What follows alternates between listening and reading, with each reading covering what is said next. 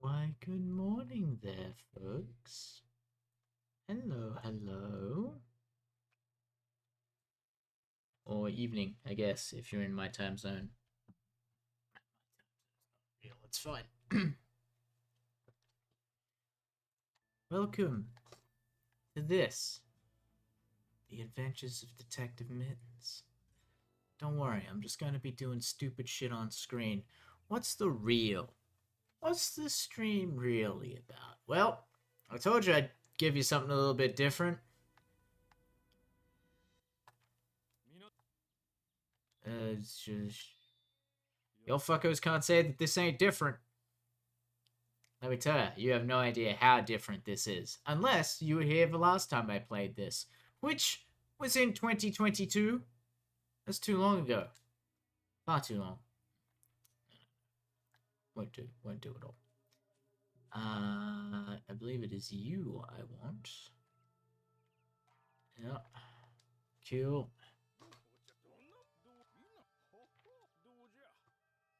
Can you hear that? Not really.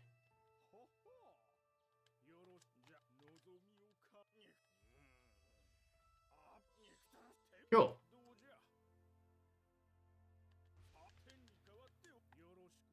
We'll take care of that. Now, while Detective Mittens does the backwards and forwards and makes the town a safer place for everybody, I shall be reading to you from Treasure Island. That's right. I haven't forgotten. I was just sidetracked. The greatest game of all time just entered early access. Calm down, everyone. No need to be mad. Okay, a little need to be mad. Okay, maybe I shirk my obligations, but whatever. I could do a regular job. If I could do things I was obligated to do in a timely fashion, I'd have a regular job. So, where did we leave off with Treasure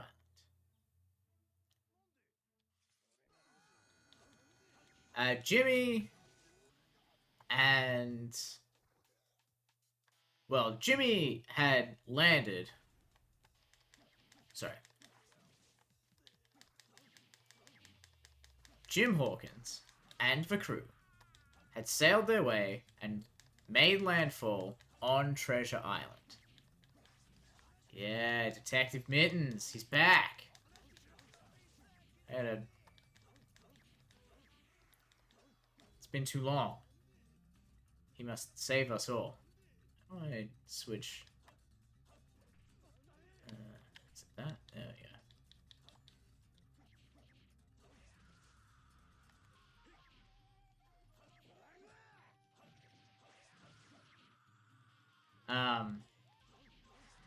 The crew had made landfall on Treasure Island, and Jim had become aware that there was a mutiny afoot, being led by one Captain Long John Silver, the one-legged cook. Well, crook as well, I guess. He ran into old Ben Gunn, who had been marooned on the island by his previous crew after he'd sworn that Flinty's treasure was there and it was harder for them to find than they liked. And while Jim was on the island, Captain Smollett, Squire Trelawney, and the Dr. Livesey, with a few other tag-alongs, decided that they would abandon the ship, the Hispaniola, and hide out in a stockade, a little fort that was already on the island when they got there. Now, the chapter I left off on, the Squire, the gang, everyone except Jimmy Hawkins, was just running supplies from the ship to the stockade, and now they're getting ready to set up, make it their home. Anything else that needs explaining? Oh, yes. We will be starting from chapter, what is that? XVII, that's 18. Chapter 18, the narrative continued by the Doctor, the end of the first day's fighting. So we shall be hearing this from the Doctor's perspective, and then briefly afterwards, we shall return to hear what old Jimmy Hawkins has to say on the affairs. Because recall, this is a journal written after the fact, or presented as a journal written after the fact. No, that's the wrong one. Okay. And yeah, I'm gonna be fine.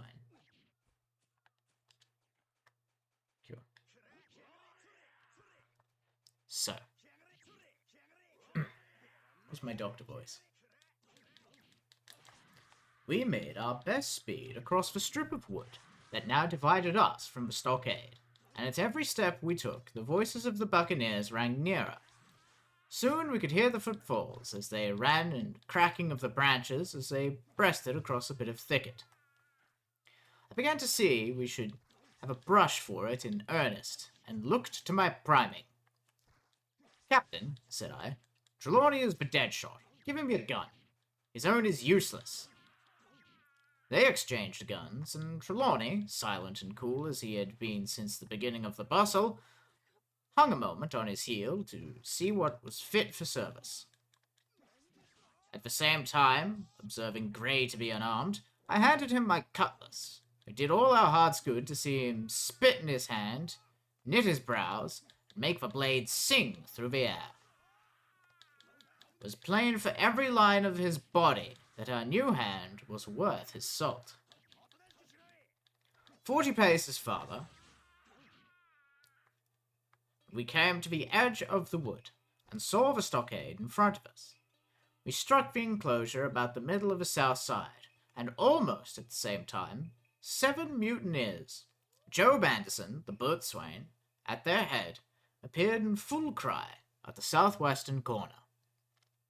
They paused, as if taken aback, and before they recovered, not only the squire and I, but Hunter and Joyce from the blockhouse had time to fire. The 4 shots came in rather a scattering volley. But they did the usual business. One of the enemy actually fell, and the rest, without hesitation, turned and plunged into the trees.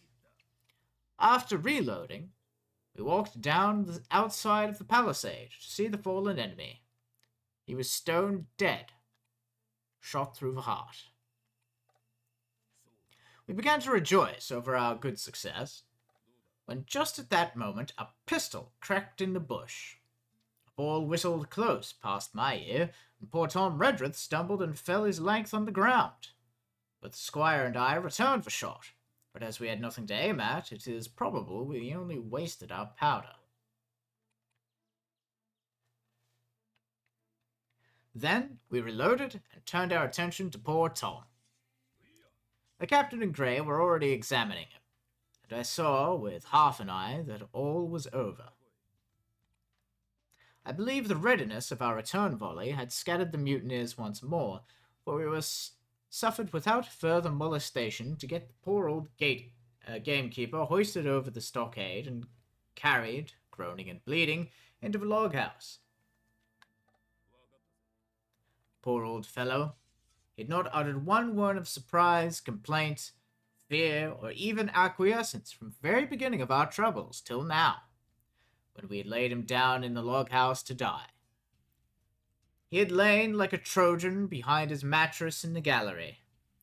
He had followed every order silently, doggedly, and well. He was the oldest of our party by a score of years, and now, sullen, old, serviceable servant, it was he that was to die. The squire dropped down beside him, on his knees, and kissed his hands, crying like a child. "Be I going?" he asked. "Tom, my man," said I, "you're going home." I wish I had a lick at them with the gun first, he replied. Oh, Tom, said the squire. Say you forgive me, won't you? Would that be respectful like from me to you, squire? Was the answer. Howsoever, so be it. Amen. After a little while of silence, he said he thought somebody might read a prayer. It's the custom, sir, he added, apologetically. Not long after, without another word, he passed away. In the meantime, the captain, whom I had observed to be wonderfully swollen about the chest and pockets, had turned out a great many various stores. The British colours, a Bible, a coil of stoutish rope, pen, ink, the logbook, and pounds of tobacco. He had found a longish fir tree lying felled and trimmed in the enclosure. With the help of the hunter, he had set it up at the corner of the log house where the trunks crossed and made an angle. Then, climbing on the roof, he had his own hand bent and run up the colours. This seemed mightily to relieve him. He re-entered the long house and set about counting up the stores, as if nothing else existed. But he had an eye on Tom's passage for all that. And soon, all was over. Came forward with another flag, and reverently spread it on the body. Oh, don't you take on, sir, he said, shaking the squire's hand. All's well with him. No fear for a hand that's been shot down in his duty to captain and owner. It mayn't be good divinity, but it's a fact. Then he pulled me aside.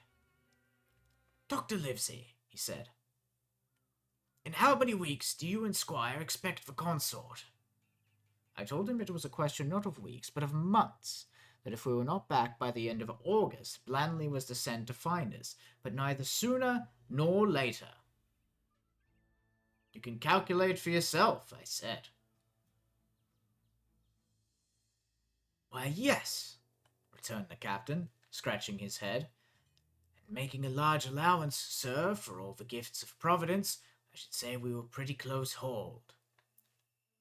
How do you mean? I asked. Well, it's a pity, sir. We lost that second load, that's what I mean, replied the captain. As for powder and shot, we'll do, but the rations are short, very short. So short, Dr. Livesey, that we're perhaps well without that extra mouth. And he pointed to the dead body under the flag. Just then, with a roar and a whistle, a round shot passed above the roof of the log house, and plumped far beyond us in the wood. Ho ho, said the captain. Blaze away! You've little enough powder already, what, my lads? At the second trial, the aim was better.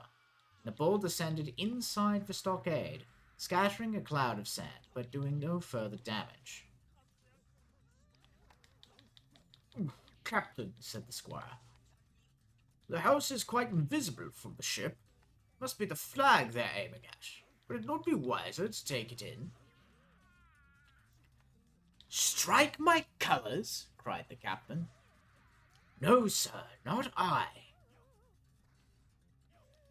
And as soon as he had said the words, I think we all agreed with him. For it was not only a piece of stout, seemingly good feeling. It was good policy, besides, and showed our enemies that we despised their cannonade. All through the evening they kept thundering away. Ball after ball flew over or fell short, kicked up the sand in the enclosure. They had to fire so high that the shot fell dead and buried itself in the soft sand. We had no ricochet to fear, and though one popped in through the roof of the log house and out again through the floor, we soon got used to that sort of horseplay and minded it no more than cricket. There is one good thing about all this, observed the captain. The wood in front of us is likely clear. The ebb has made a good while. Our stores should be uncovered. Volunteers to go and bring in pork. Gray and Hunter were the first to come forward. Well armed, they stole out of the stockade, but it proved a useless mission. The mutineers were bolder than we fancied, or they put more trust in Israel's gunnery. For 4 or 5 of them were busy carrying off our stores and wading out with them to one of the gigs that lay close by, pulling an oar or so to hold us steady against the current. Silver was in the stern sheets in command, and every man of them is now provided with a musket, some secret magazine of their own. The captain sat down to his log, and here is the beginning of the entry. Alexander Smollett, master. David Livesey, ship's doctor. Abraham Gray, carpenter's mate. John Trelawney, owner. John Hunter and Richard Joyce, owner's servants. Landsmen. Being all that is left, faithful of the ship's company, with stores for 10 days at short rations, come ashore this day and flew British colours on the log house in Treasure Island. Thomas Redruth, owner's servant, landsman, shot by the mutineers. James Hawkins, cabin boy. And at that same time I was wondering over poor Jim Hawkins' fate. A hail on the land side. Somebody's hailing us, said Hunter, who was on guard.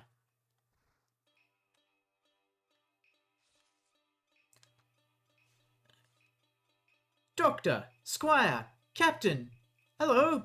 Hunter, is that you? Came the cries, and I ran to the door in time to see Jim Hawkins, safe and sound, come clambering over the stockade.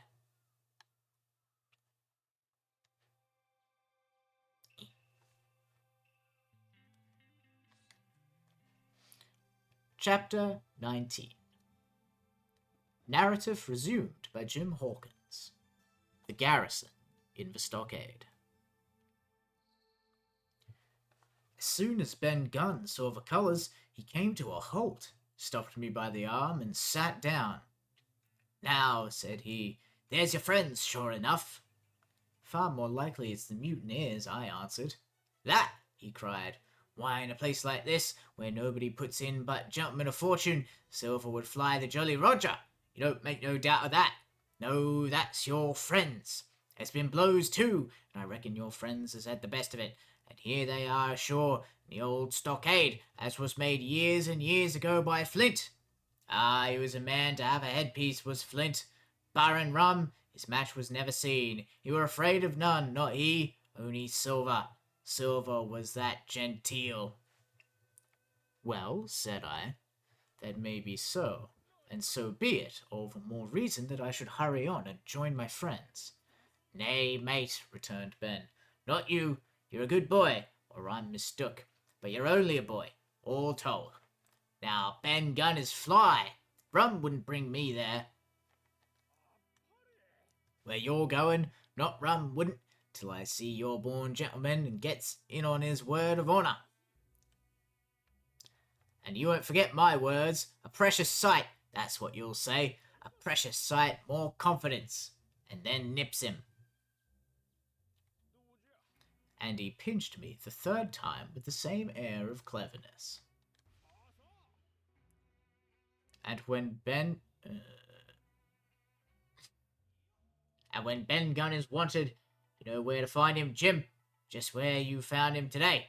And him that comes is to have a white thing in his hand. He's to come alone. Oh, and you'll say this. Ben Gunn, says you, has reasons of his own. Well, said I believe I understand you have something to propose, and wish to see the doctor or the squire, and you're to be found where I found you. Is that all? And when, says you, he added. Why, from about noon, observation, to about 6 bells. Good, said I. Now may I go? You won't forget, he inquired anxiously. Precious sight, and reasons of his own, says you. Reasons of his own. That's the mainstay, as between man and man. Well then, still holding me, I reckon you can go, Jim.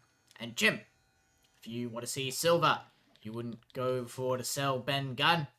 Wild horses wouldn't draw it from you. No, says you. And if them pirates camp ashore, Jim, what would you say but there'd be widders in the morning? Here he was interrupted by a loud report, and a cannonball came tearing through the trees and pitched in the sand not 100 yards from where we two were talking. The next moment, each of us had taken to his heels in a different direction. For a good hour to come, frequent reports shook the island. For a good hour to come, frequent reports shook the island, and balls kept crashing through the woods.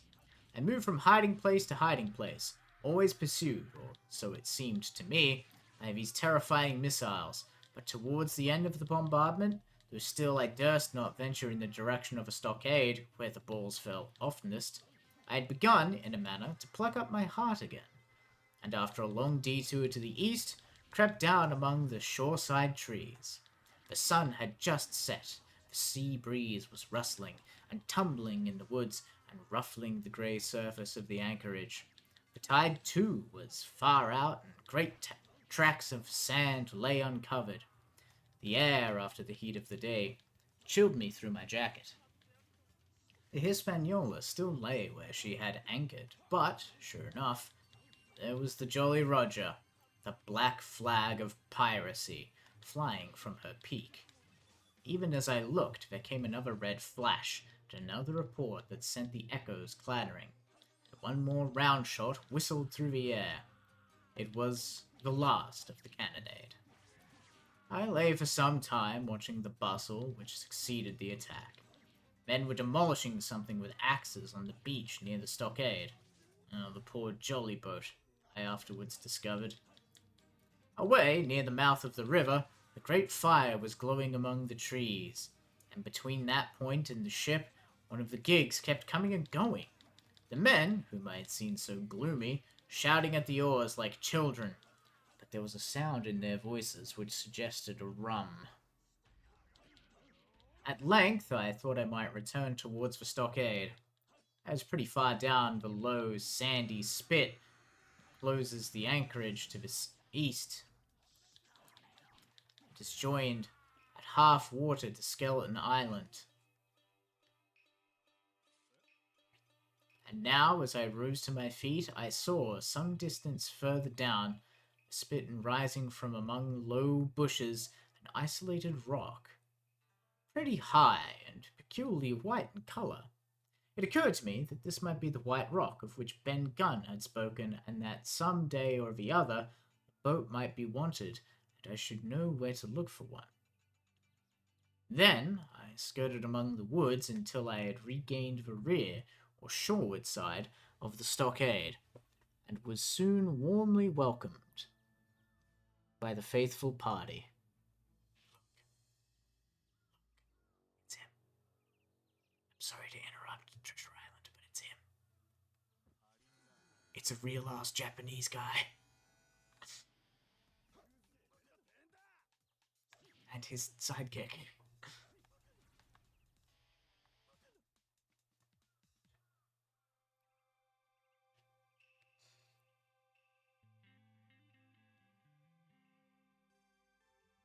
I had soon told my story and begun to look about me. The log house was made of unsquared trunks of pine, roof, walls, and floor. The latter stood in several places as much as a foot or a foot and a half above the surface of the sand. There was a porch at the door, and under this basin of a rather odd kind, no other than a great ship's kettle of iron. The bottom knocked out and sunk to her bearings, as the captain said, among the sand. But little had been left besides the framework. The house, but in one corner there was a stone slab laid down by way of hearth and an old rusty iron basket to contain the fire. The slopes of the knoll and all the inside of the stockade had been cleared of timber to build the house, and we could see by the stumps what a fine and lofty grove had been destroyed. Most of the soil had been washed away or buried in drift after the removal of the trees. Only where the streamlet ran down from the kettle, a thick bed of moss and some ferns and little creeping bushes were still green among the sand. Pretty close around the stockade, too close for defense, they said, the wood still flourished high and dense, all of fur on the land side, but towards the sea with a large admixture of live oaks. Cold evening breeze, of which I have spoken, whistled through every uh, section of the rude building and sprinkled the floor with a continual rain of fine sand.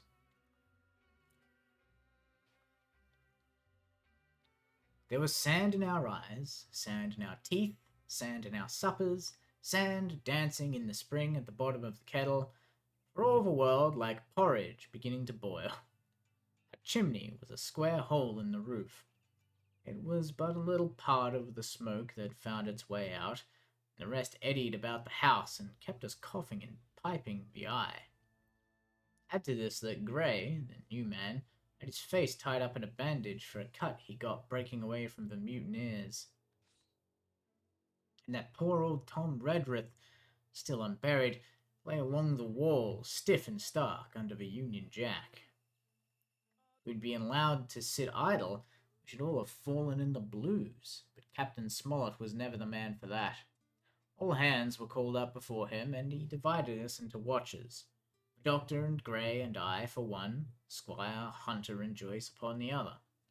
Tired though we all were, 2 were sent out for firewood, 2 more were set to dig a grave for Redruth, the Doctor was named cook, I was put sentry at the door, and the Captain himself went from one to another, keeping up our spirits and lending a hand wherever it was wanted.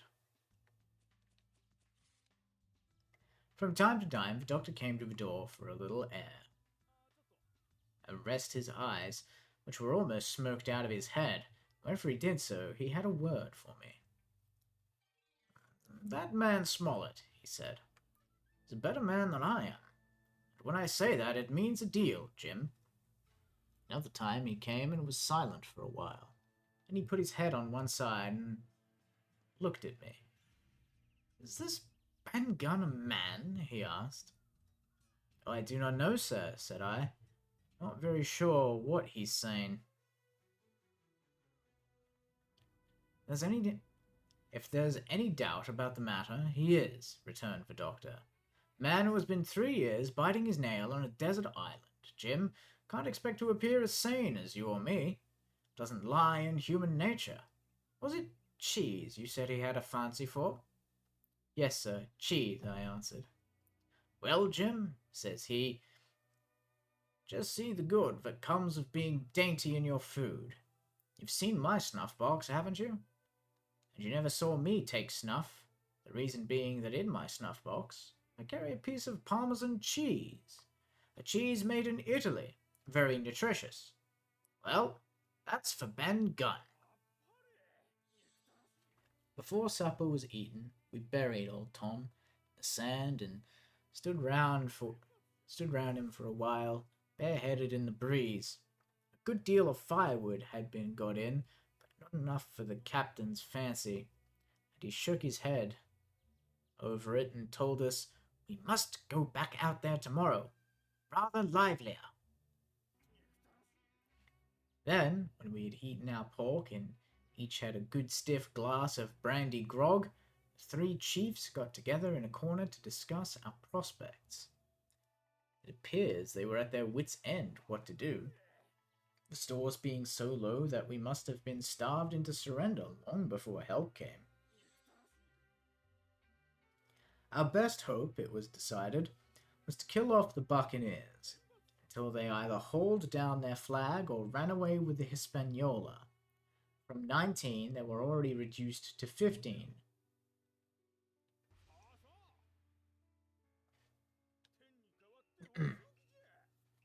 Two others were wounded, and one, at least, the man shot beside the gun, severely wounded if he were not dead.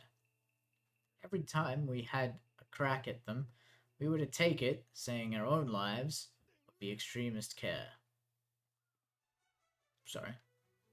Every time we had a crack at them, we were to take it, saving our own lives with the extremest care. And beside that, we had 2 able allies, rum and the climate.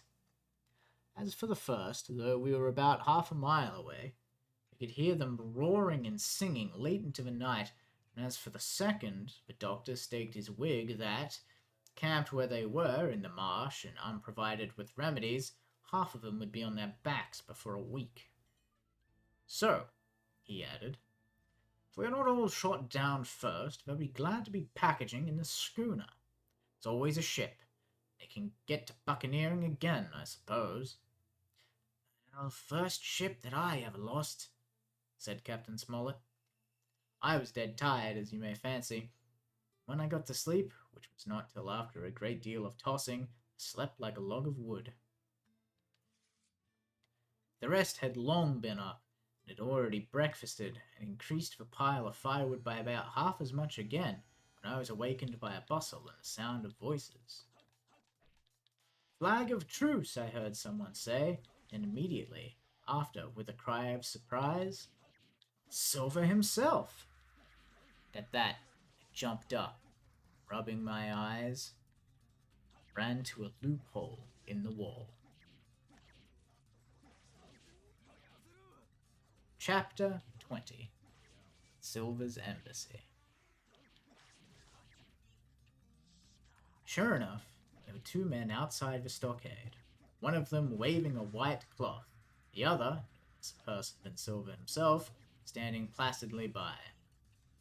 It was still quite early, the coldest morning that I think I ever was abroad in, a chill that pierced to the marrow. The sky was bright and cloudless overhead, the tops of trees shone rosily in the sun, but where Silver stood with his lieutenant, all was still in shadow. They waded knee-deep in a low, white vapor that had crawled during the night out of the morass. The chill and the vapor taken together told a poor tale of the island. It's plainly a damp, feverishly unhealthy spot. "Oh, keep indoors, men," said the captain. 10 to 1. This is a trick. Then he hailed the buccaneer. "Who goes there? Stand or we fire." "Oh, flag a truce!" cried Silver. The captain was in the porch, keeping himself carefully out of the way of a treacherous shot, should any be intended. He turned and spoke to us. "Doctor's watch on the lookout. Dr. Livesey, take the north side, if you please. Jim, the east. Gray, west. The watch below, all hands to load muskets. Lively, men. Be careful." And then he turned again to the mutineers. "What do you want with your flag of truce?" This time it was the other man who replied. "Captain Silver, sir, to come on board and make terms," he shouted. "Captain Silver? Don't know him. Who's he?" cried the captain. We could hear him adding to himself. "Captain, is it? My heart, and here's promotion." Long John answered for himself. "Oh, me, sir.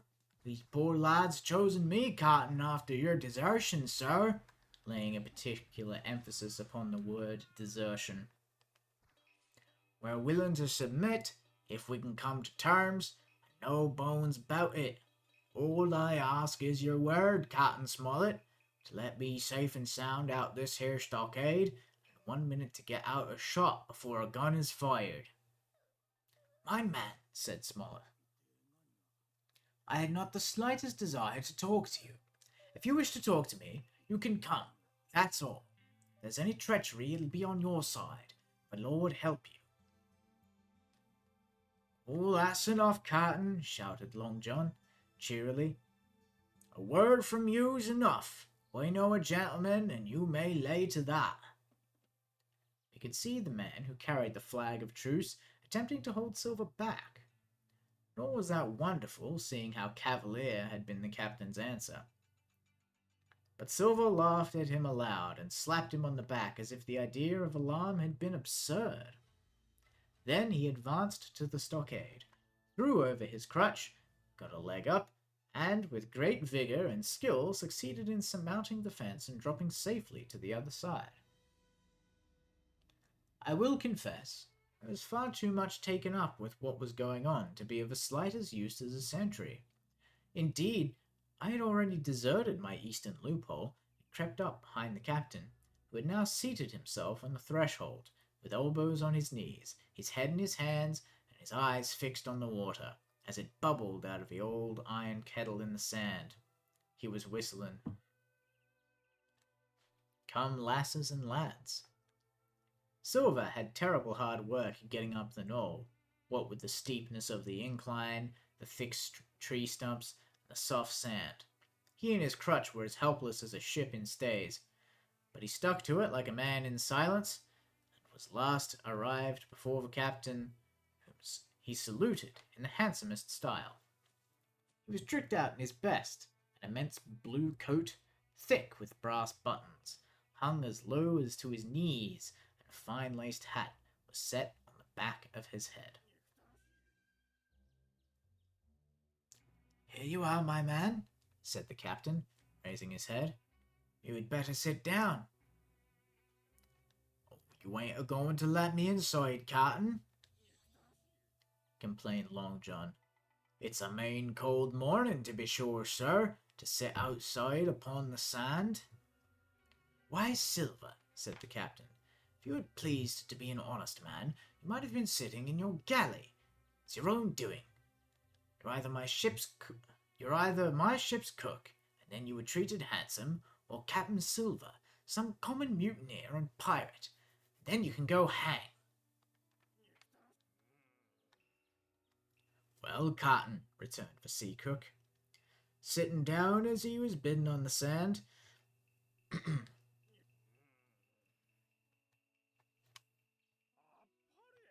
"you'll have to give me a hand up then, that's all. A sweet pretty place you have of it here. Ah, there's Jim.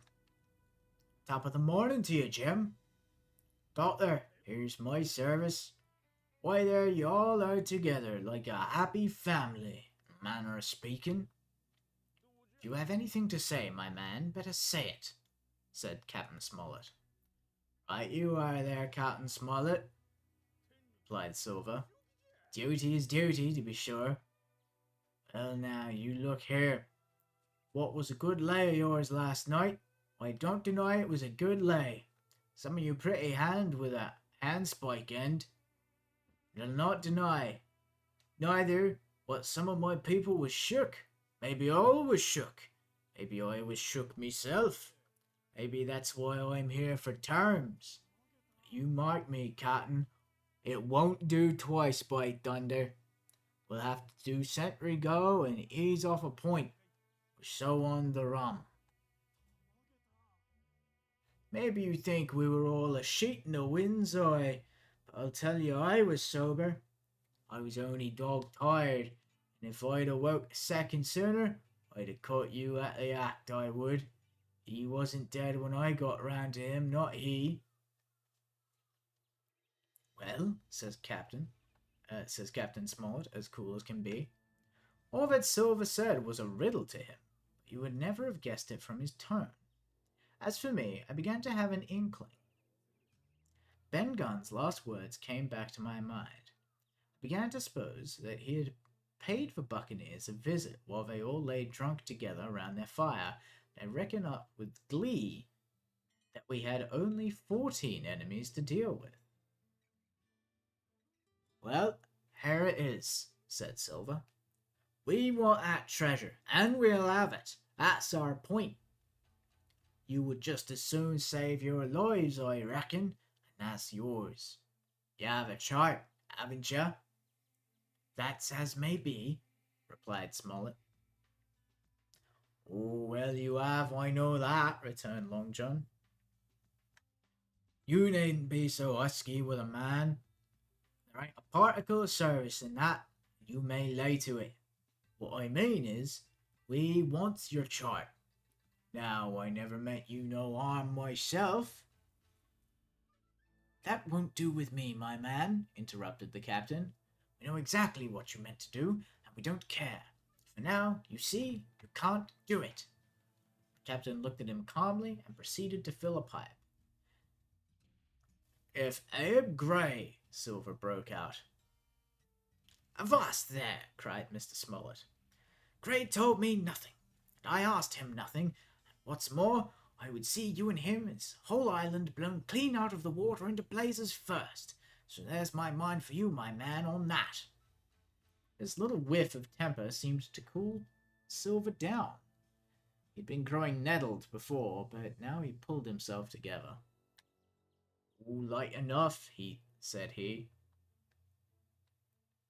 I would set no limits on what gentlemen might consider ship-shape, or might not, as the case were. Seeing as how you were about to take a pipe, Captain, I'll make so free and do likewise. And he filled a pipe and lit it.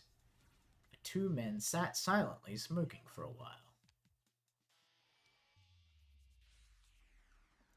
Now looking each other in the face, now stopping their tobacco, now leaning forward to spit. It was good as a play to see them. Now, resumed Silver, here it is. You give us the chart, get a treasure boy, drop shooting poor seamen and stoving their heads in while they're asleep. You do that, we'll offer you a choice. Either you come aboard along of us, once the treasure's shipped, then I'll give you my affidavy, upon my word of honour, to clat you somewhere safe ashore.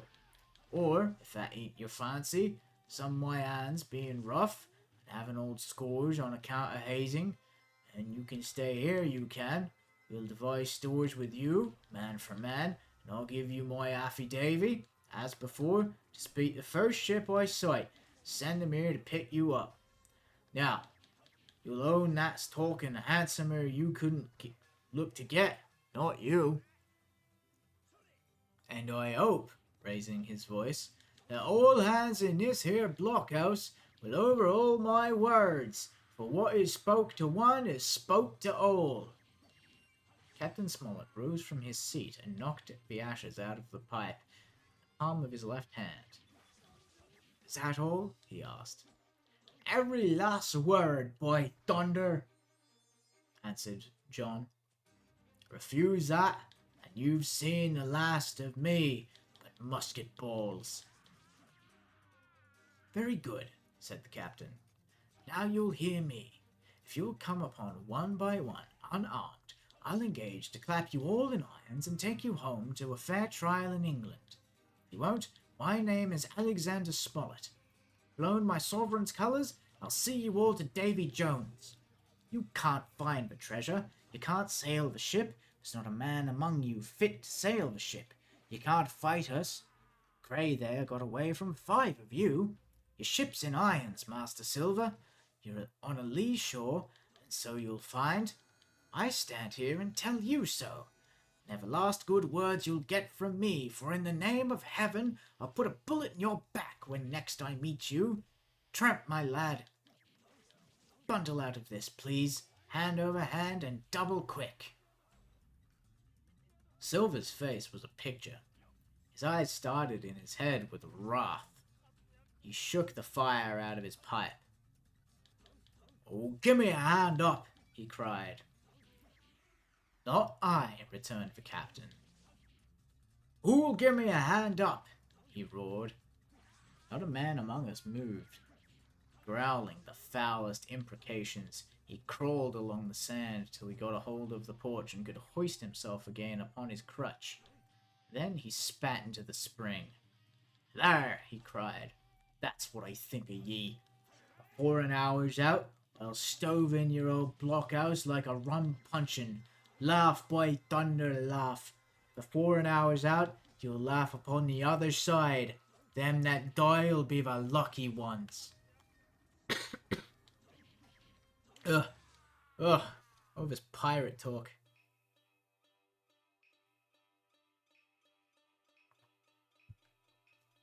And with a dreadful oath, he stumbled off, ploughed down the sand, was helped across the stockade after 4 or 5 failures by the man with the flag of truce, and disappeared in an instant afterwards among the trees. Thank you. I desperately need that sip. I will be taking copious amounts of liquid in. Good lord.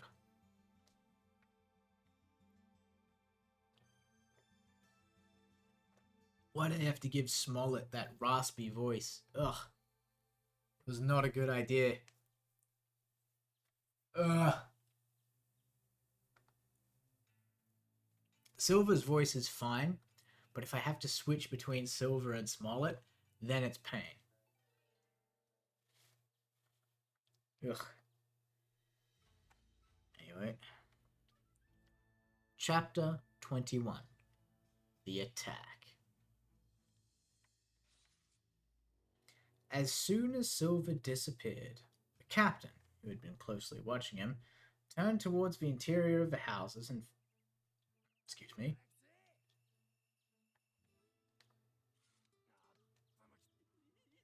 found not a man of us at his post but Gray.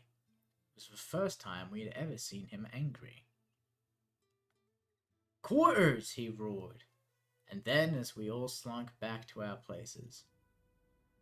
Gray, he said, I'll put your name in the log. You've stood by your duty like a seaman. Mr. Trelawney, I'm surprised at you, sir. Doctor, I thought you had worn the king's coat. That was how you served at Fontenoy, sir. You would have been better in your berth. The doctor's watch were all back at their loopholes. The rest were busy loading spare muskets, and everyone, with a red face, you may be certain, and a flea in his ear, as the saying is. The captain looked on for a while in silence. Oh, then he spoke. My lads, said he, I have given Silver a broadside. I pitched it in red hot on purpose. Before the hour's out, as he said, we shall be boarded. We're outnumbered, I needn't tell you that. We fight in shelter, and a minute ago I should have said we fought with discipline. No manner of doubt that we can drub them, if you choose. Then he went the rounds and saw, as he said, that all was clear. On the two short sides of the house, east and west, there were only 2 loopholes. On the south side, where the porch was, 2 again, and on the north side, 5. It was a round score of muskets for the 7 of us.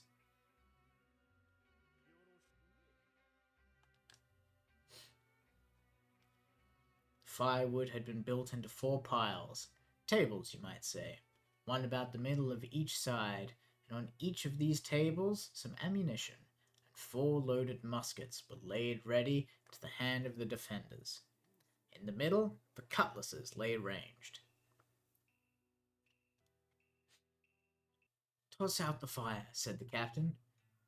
The chill is past, and we mustn't have smoke in our eyes. The iron fire basket was carried bodily out by Mr. Trelawney, and the embers smothered among sand. Hawkins hasn't had his breakfast. Hawkins, help yourself, and back to your post to eat it, continued Captain Smollett. Lively now, my lad. You'll want it before you're done. Hunter, serve out a round of brandy to all hands. While this was going on, the captain completed, in his own mind, the plan of defense. I know, the real-ass Japanese guy was there again. Doctor, you will take the door, he resumed. See, and don't expose yourself. Keep within. Fire through the porch. Hunter, take the east side, there. Joyce, you stand by the west, my man. Mr. Trelawney, you are the best shot. You and Gray will take this long north side, with 5 loopholes. If there the danger is. If they can get up to it and fire in upon us through our own ports, things would begin to look dirty. Hawkins, neither you or I are much account shooting. Stand by to load and bear a hand. As the captain had said, the chill was past. As soon as the sun had climbed above our girdle of trees, it fell with all its force upon the clearing, drank up the vapors at a draught. Soon the sand was baking, and the resin melting in the logs of the blockhouse. Jackets and coats were flung aside, shirts thrown open at the neck, and rolled up to the shoulders, and we stood there, each at his post, in a fever of heat and anxiety. An hour passed away. Oh, hang them, said the captain. This is as dull as the doldrums. Gray, whistle for a wind. And just at the moment came the first news of an attack. If you please, sir, said Joyce. If I see anyone, am I to fire? I told you so, cried the captain. Thank you, sir, returned Joyce with the same quiet civility. Oh, I see. It's like quiet civility. I did a real Dumbledore asked calmly with that read, but no, it's a sarcastic quiet civility.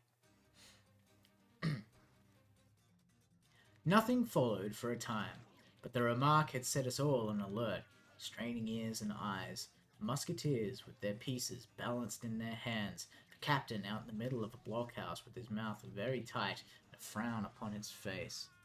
So some seconds passed, till suddenly Joyce whipped up his musket and fired.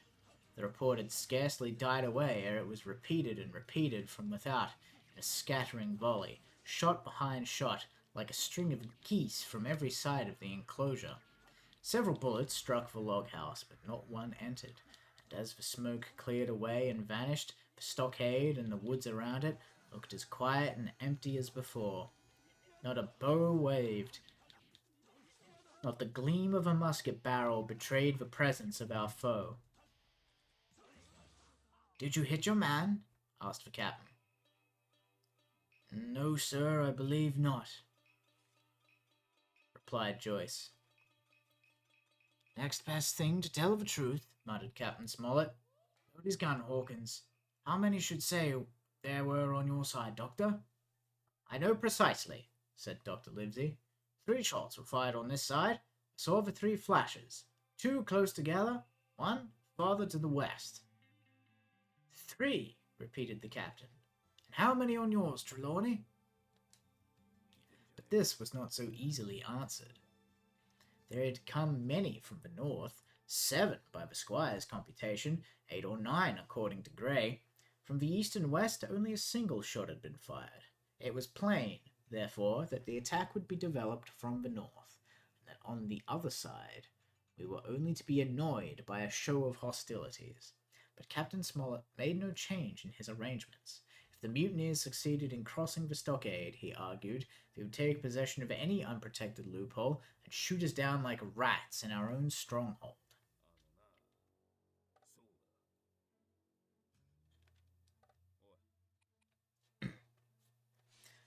Nor had we much time left for us.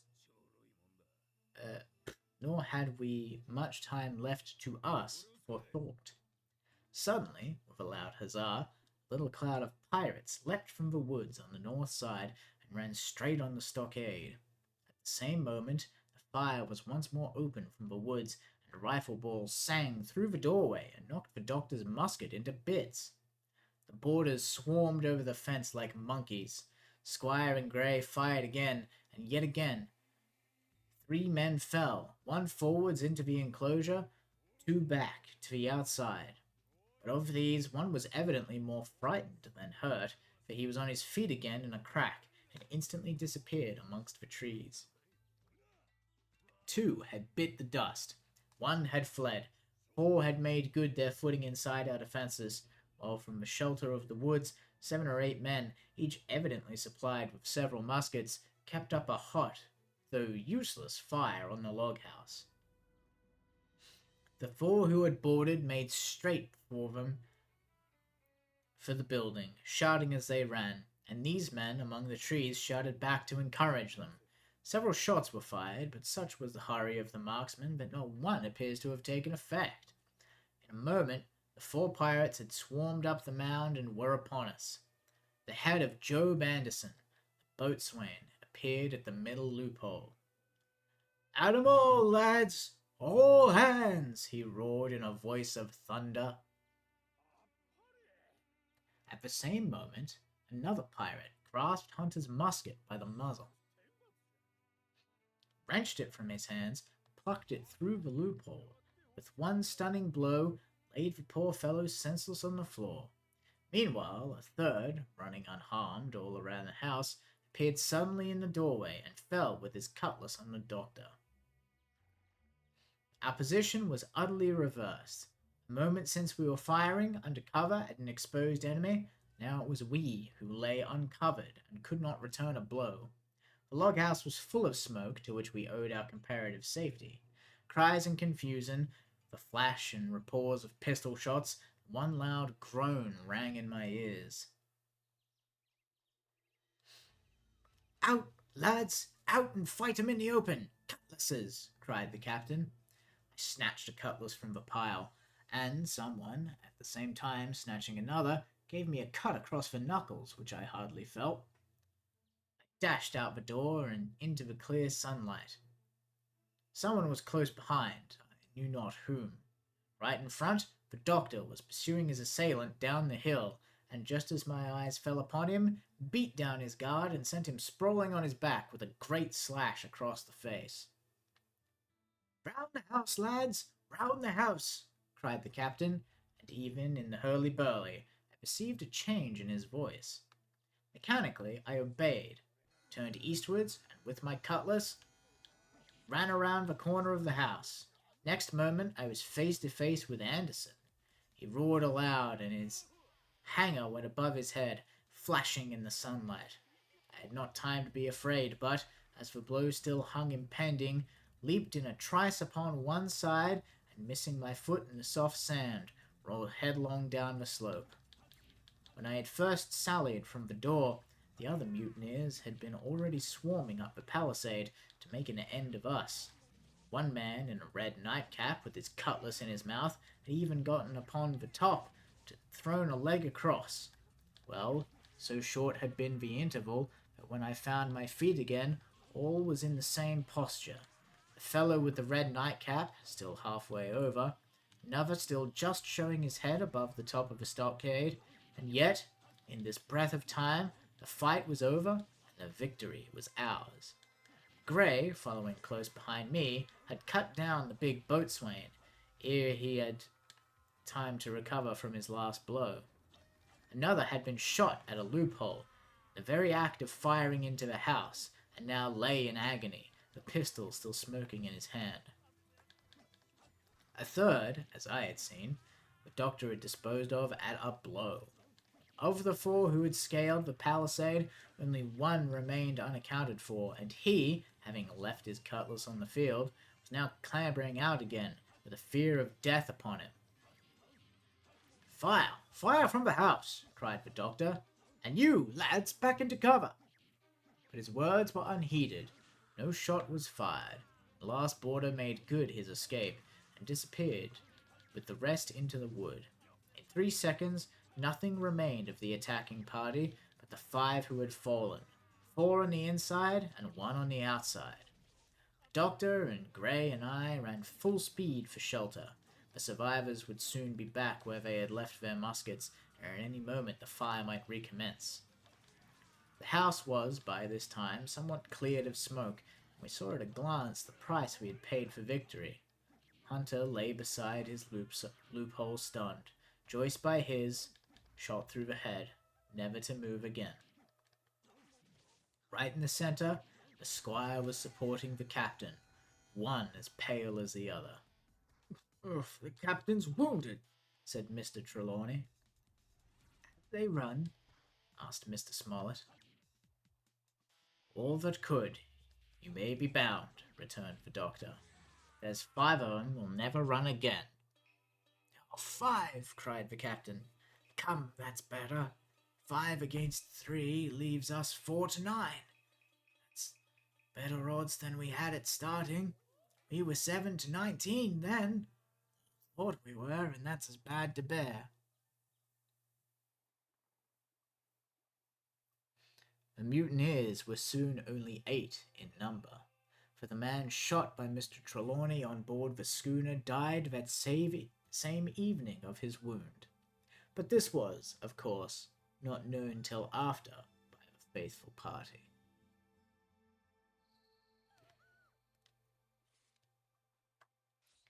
Chapter 22. Part 5. My Sea Adventure. How my sea adventure began. There was no return of the mutineers, not so much as another shot out of the woods.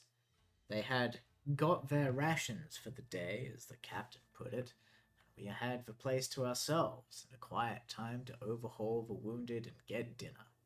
Squire and I cooked outside in spite of the danger, and even outside we could hardly tell what we were at, for horror of the loud groans that reached us from the doctor's patients. Out of the 8 men who had fallen in the action, only 3 still breathed. That one of the pirates who had been shot at the loophole, Hunter, and Captain Smollett. And of these, the first 2 were as good as dead. The mutineer, indeed, died under the doctor's knife, and Hunter, do what we could, never recovered consciousness in this world. He lingered all day, breathing loudly like the buccaneer at home in his apoplectic fit, but the bones of his chest had been crushed by the blow and his skull fractured in falling. Some time in the following night, without sign or sound, he went to his Maker. As for the captain, his wounds were grievous indeed, but not dangerous. No organ was fatally injured. Anderson's ball, for it was Job that shot him first, had broken his shoulder blade and touched the lung. Not badly. The second had only torn and displaced some muscles in the calf. He was sure to recover, the doctor said, but in the meantime, and for weeks to come, he must not walk, nor move his arm, nor so much as speak when he could help it. My own accidental cut across the knuckles was a flea bite. Dr. Livesey patched it up with plaster, pulled my ears for me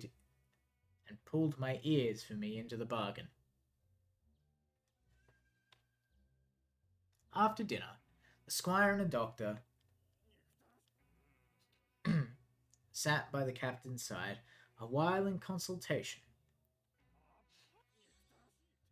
and when they had talked to their heart's content, it being then a little past noon, the doctor took up his hat and pistols, girt on a cutlass, put the chart in his pocket, and with a musket over his shoulder, crossed the palisade on the north side, and set off briskly through the trees. Gray and I were sitting together at the far end of a blockhouse, to be out of earshot of our officers consulting, and Gray took his pipe out of his mouth, and fairly forgot to put it back again, so thunderstruck he was at this occurrence. "Why in the name of Davy Jones," said he, "is Dr. Livesey mad?" "Why, no," says I. "He's about the last of his crew for that, I take it." "Well, shipmate," said Gray, "mad he may not be, but if he's not, mark my words, I am." "I take it," replied I. "The doctor has his idea. If I am right, he's going now to see Ben Gunn." I was right, as appeared later, but in the meantime, the house, being stifling hot, and the little patch of sand inside the palisade ablaze with midday sun, I began to get another thought into my head, which was not by any means so right. What I began to do was to envy the doctor, walking in the cool shadow of the woods, with the birds about him, the pleasant smell of the pines, while I sat grilling with my clothes stuck to the hot resin, so much blood about me and so many poor dead bodies lying around that I took a disgust of the place that was almost as strong as fear. All the time I was washing out the blockhouse and then washing up things from dinner. This disgust and envy kept growing stronger and stronger, till at last, being near a bread bag, and no one then observing me, I took the first step towards my escapade, and filled both pockets of my coat with biscuit. I was a fool, if you like, and certainly I was going to do a foolish, overbold act, but I was determined to do it with all my precautions in my power. These biscuits, should anything befall me, would keep me, at least, from starving till far on in the next day. And next thing I laid hold of was a brace of pistols, and as I already had a powder horn and bullets, I felt myself well supplied with arms. As for the scheme I had in my head, it was not a bad one in itself. I was to go down the sandy spit that divided the anchorages on the east from the open sea, find the white rock I had observed last evening, and ascertain whether it was there or not that Ben Gunn had hidden his boat, a thing quite worth doing, as I still believe. But as I was certain I should not be allowed to leave the enclosure, my only plan was to take French leave and slip out when nobody was watching. That was so bad a way of doing it as made the thing itself wrong. But I was only a boy, and I had made my mind up. As things at last fell out, I found an admirable opportunity. The squire and Grey were busy helping the captain with his bandages. The coast was clear. I made a bolt for it over the stockade and into the thickest of trees. Before my absence was observed, I was out of cry of my companions.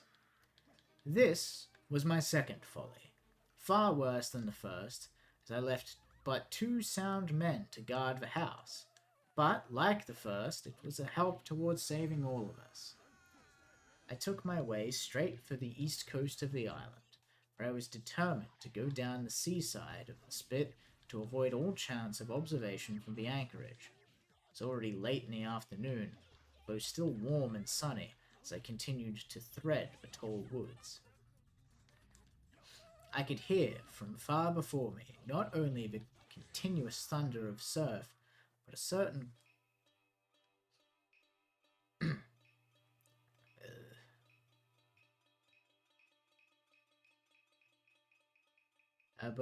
tossing of foliage and grinding of boughs, which showed me the sea breeze had set in higher than usual.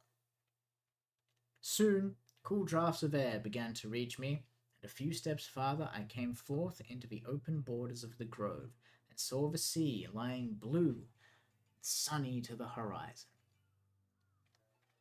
Surf tumbling and tossing its foam along the beach. I have never seen the sea quiet round Treasure Island. The sun might blaze overhead, the air be without a breath, the surface smooth and blue, but still these great rollers would be running along all the external coast, thundering and thundering by day and night, and I scarce believe there is one spot in this island where a man would be out of earshot of their noise.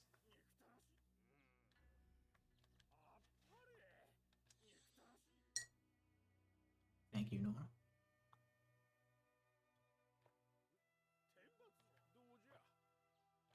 And hello, Kyoko.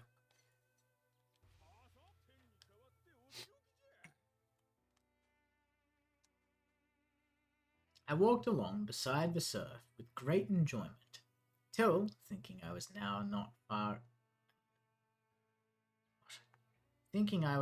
got far enough to the south, I took the cover of some thick bushes and crept warily up to the ridge of the spit. Behind me was the sea, in front of the anchorage. The sea breeze, as though it had sooner blown itself out by its unusual violence, was already at an end.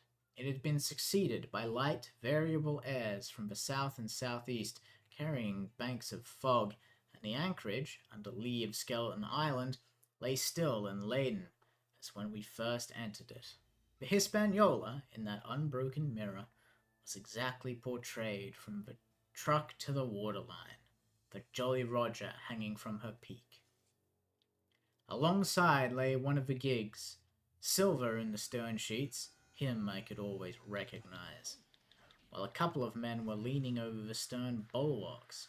One of them, with a red cap, the very rogue that I had seen some hours before stride legs upon the palisade. Apparently they were talking and laughing. At that distance, upwards of a mile, could of course hear no word of what was said. All at once, there began the most horrid, unearthly screaming, which at first startled me badly, though I had soon remembered the voice of Captain Flint. Even though I could make out the bird by her bright plumage as she sat upon her master's wrist. Soon after, the jolly boat shoved off and pulled for shore. The man with the red cap and his comrade went below by the cabin companion. Just about the same time, the sun had gone down behind the spyglass. As the fog was collecting rapidly, it began to grow dark in earnest. I saw I must lose no time if I were to find the boat that evening. The White Rock, visible enough from the bush, was still some eighth of a mile further down the spit, It took me a goodish while to get up with it, crawling, often on all fours, among the scrub. Night had almost come when I lay my hands on its rough sides. Right below it, there was an exceedingly small hollow of green turf, hidden by banks and a thick underwood about knee-deep that grew very plentifully. And in the center of the dell, sure enough, a little tent of goatskins, like what uh, the travellers carry about with them in England. I dropped into the hollow, lifted the side of the tent. There was Ben Gunn's boat. Homemade, if ever anything was homemade. A rude, lopsided framework of tough wood, stretched upon that a covering of goatskin, the hair inside. The thing was extremely small, even for me, and I can hardly imagine that it could have floated with a full-sized man. There was one thwart set as low as possible, a kind of stretcher in the bows, a double paddle for propulsion. I had not then seen a coracle, such as the ancient Britons made, but I have seen one since, and I can give you no fairer idea of Ben Gunn's boat than saying it was like the first and the worst coracle ever made by man. But the great advantage of the coracle it certainly possessed, for it was exceedingly light and portable. Well, now that I had found the boat, you would have thought I had enough of tawdry for once, but in the meantime I had taken another notion, become so obstinately fond of it that I would have carried it out, I believe, in the teeth of Captain Smollett himself. This was to slip out under the cover of night, cut the Hispaniola adrift, and let her go ashore where she fancied.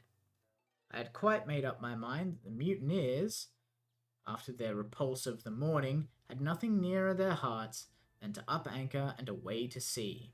This, I thought, it would be a fine thing to prevent, and now that I had seen how they left their watchmen unprovided with a boat, I thought it might be done with little risk. Down I sat, waiting for darkness, and made a hearty meal of biscuit. It was a night out of 10,000 for my purpose. The fog had now buried all heaven, as the last rays of daylight dwindled and disappeared. Absolute blackness settled down on Treasure Island, and when at last I shouldered the coracle and groped my way stumblingly out of the hollow where I had supped, there were but 2 points visible on the whole anchorage. One was the great fire on shore, by which defeated pirates lay carousing in the swamp. The other, a mere blur of light upon the darkness, indicated the position of the anchored ship. She had swung round to the ebb. Her bow was now towards me. The only lights on her board were in the cabin, and what I saw was merely a reflection on the fog of the strong rays that flowed from the stern window. The ebb had already run some time. I had to wade through a long belt of swampy sand, where I sank, several times above the ankle before I came to the edge of the retreating water, and wading a little way in, with some strength and dexterity, set my coracle, keel downwards, on the surface.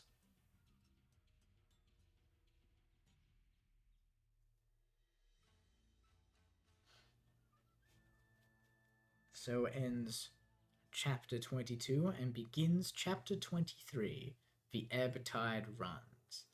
However, I don't think I shall be reading any more tonight. I believe that's all you're getting out of me. What a sentence.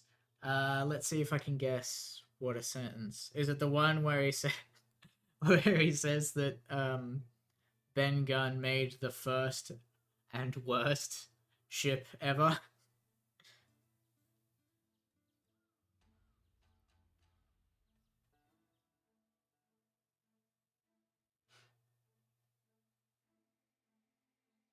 Yeah, it's that's a pretty good, it's a pretty good like descriptor. I'm gonna show you guys. So first of all, real ass Japanese man. I mean, Detective Mittens. Sorry, not real ass Japanese man. Detective Mittens. It has been. Pleasure. Please get your photo taken. There we go. He lives to fight another day. Now, I want to make sure that we only see the relevant things, so we'll put that over there.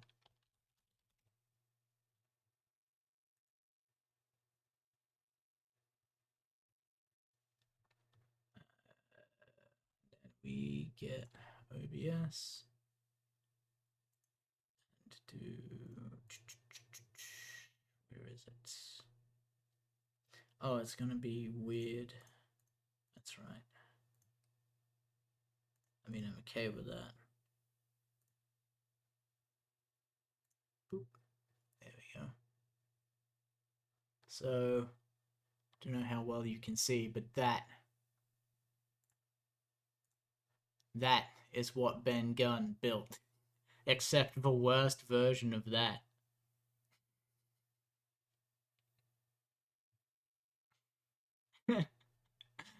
Which, you know, is a bit cruel of Jim. The man's been shipwrecked, been marooned, you know. You take what you can get. But, oh,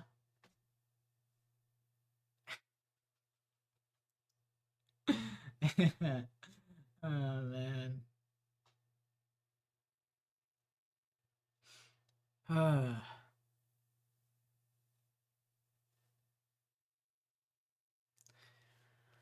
Well, I know that was a shorter stream. I started much later than I wanted because I ate dinner much later than I wanted because I forgot that I didn't eat lunch.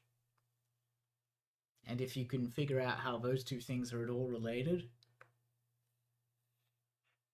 you're smarter than me because you would assume that I'd have dinner earlier if I didn't eat lunch. But, well, here's the world we live in now, anyway.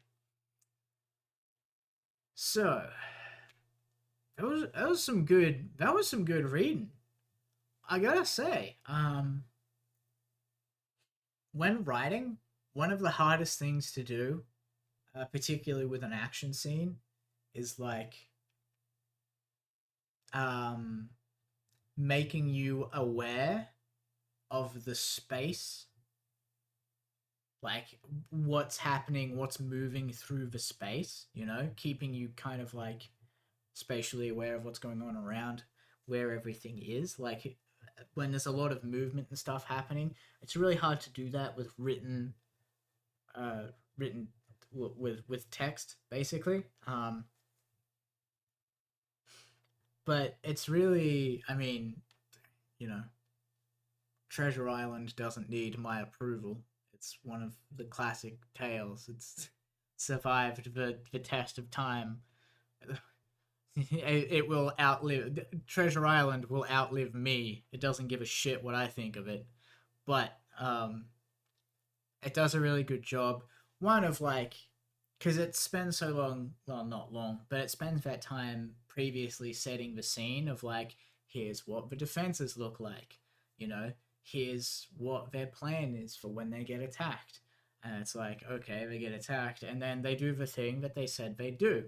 And, but like, where it departs from that, it's like, oh yeah, some pirates got in and they're fighting, and then Jim's like, and like it was you know, he doesn't spend time trying to explain every little detail of where everyone is. He's like, I don't know, I think someone fell, there's smoke everywhere, I can't see shit, someone cut my knuckles as I was grabbing a cutlass, we ran out the door, you know, like um it kept it keeps you grounded in that sort of like in one hand you have that idea of what the space looks like, but then on that second half it's like, well, when you start shooting muskets from inside an enclosed space, um yeah, it becomes a bit of a mess. No one can see anything.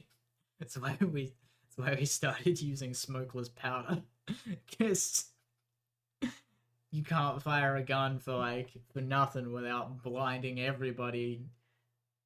is yeah, and it gives you that sense of like the chaos and even timing. You know, Jim's like, oh, like I dodged getting hit by whoever it was, Abe, Job the boatswain or whatever. It's like, oh, I dodged one of that attacks and I fell over. But by the time I stood up, there was a guy who had started climbing the fence. And by the time I'd fallen over and finished standing up again, he was still halfway climbing the fence, like he wasn't like you get that sense of time in that like Jim's doing everything very quickly, etc., etc. We got a lot of dead bodies. I stopped reading right before we just get a mountain of dead bodies. We've got Joyce Hunter, um, 3, 4 pirates from that attack, plus the one that they shot the previous night, plus the one that apparently Ben Gunn had just caved. So, sorry, I read through it fairly quickly. I don't know if you would have picked up on it just because of like the kind of two-faced what like John Silver talking in fucking riddles all the time because that's just the way John Silver talks. But basically, when John Silver showed up, I was like, "Oi, Captain Smollett, I want a word with you." One of the things he was talking about was like, "Oh, I know you've been in my camp. You probably thought you could come in and catch us last night because you thought we'd all be hammered, but no, I was sober as anything, and I only just missed you. I only just missed you sneaking around my camp." Um, and like he's saying, well, there'll be peace yet. Like we can talk it out if if you give us the map and you promise to stop sneaking into our camp and caving our heads in with like a rock while we're asleep, basically. Um, and Captain Smollett doesn't dignify that with the like doesn't respond to it in the slightest, doesn't take credit, doesn't deny it, just lets it pass him by. Um, but yeah, basically what's happened is Ben Gunn has found the pirates sleeping and taken it upon himself as someone who doesn't quite fancy buccaneers, uh, taking it upon himself to sneak into the camp and smash one of their heads, which is there's some pretty gruesome stuff happening. I gotta say, the book is much more gruesome than the Muppets movie. I will say, uh, no one has their skull caved in the Muppets movie. No one gets shot through the head either. Um, at least I don't recall it that way. I guess Dead Tom might have been shot through the head, but you never know. True, that we saw could have been behind the scenes. Could have been behind the scenes. Anyway, I think that's enough of me talking, espousing what a great book Treasure Island is while we look at this coracle, this shitty fucking like a garbage bag with reeds in it. But if you need a boat in a pinch, why not? Well, boat is a bit generous. I guess it's look, if you gotta keep mostly dry, it'll do you okay. Maybe. If it's not a windy day. it's uh thank you all very much for lurking, for chatting, for watching from the far off future of 2002, and for listening. Because this stream's been one for your ears, not so much your eyes. Though I must say, I mean, granted, I'm playing on normal difficulty. I did a good job killing all of those yakuza while still reading the book.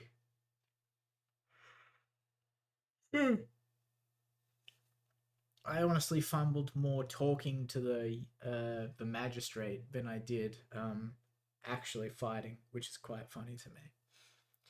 Um, I wish you all a good old night and that you'll be well.